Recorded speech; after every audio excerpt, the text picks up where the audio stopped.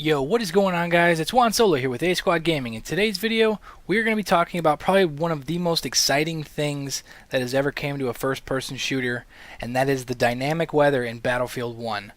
This is a brand new thing that has never really been in a first-person shooter. It's breaking ground.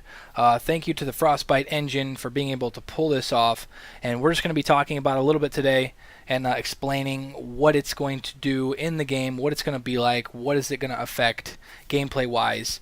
But yeah, let's just jump into it. So in the Battlefield games, there has been a sense of sort of a dynamic weather, but not to this scale. Obviously there's like a rain map here or a cloudy map there, but they don't really change. Technology in the modern warfare era made it so that even when the weather changes, when you have infrared scopes and all that kind of things, GPS, it makes it so that weather really doesn't affect the gameplay as much. But all multiplayer maps in Battlefield 1 are going to have a dynamic weather that can change on the fly, and being that the technology back then, you didn't have infrared scopes and all that kind of thing, it really changes the map, and it really is going to have to affect the way you're going to play each map in each situation. So unlike the games, the destructible environments and stuff that's in Battlefield 1, weather is an outside factor that you cannot control.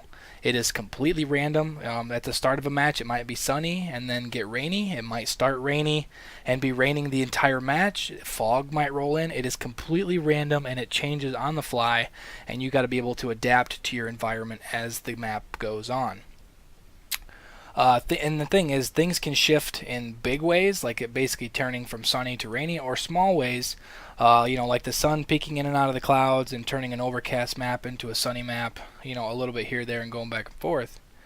And then on a couple other maps, like there's some really large dynamic weather events, like on the desert map, there's a giant sandstorm that makes it so it's actually tougher to fly in. It changes your visuals and stuff. Obviously, it makes it a lot harder to see long distances, so it's going to affect the snipers. But some of the other things are, a dense fog, for instance, it'll limit your vision. It makes it a lot harder for snipers to be effective. And it also changes the spotting distance. So basically how you can tap, and I believe it's normally your right bumper to target an enemy. That's going to change. If there's a lot of fog, you're not going to be able to spot enemies from as far away.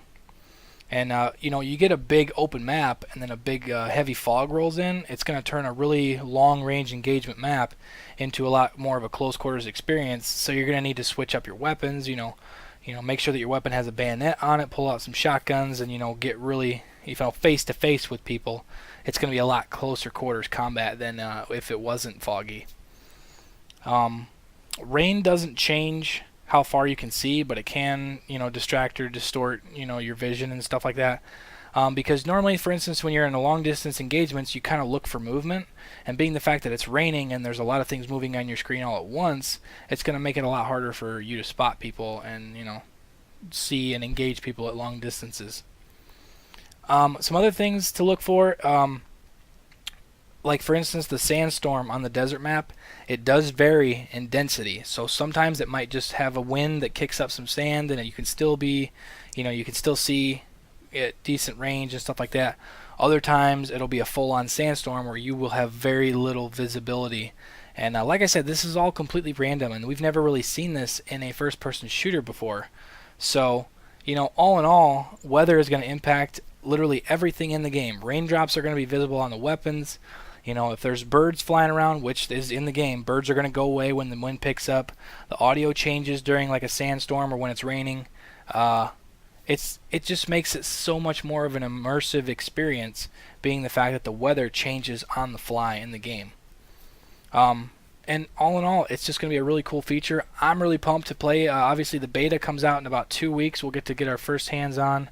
The general public will be able to get their first hands on. That hasn't been like a closed beta or anything.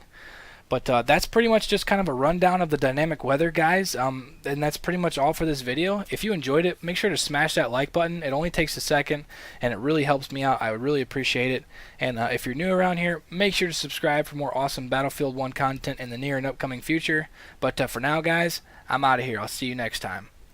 Peace out.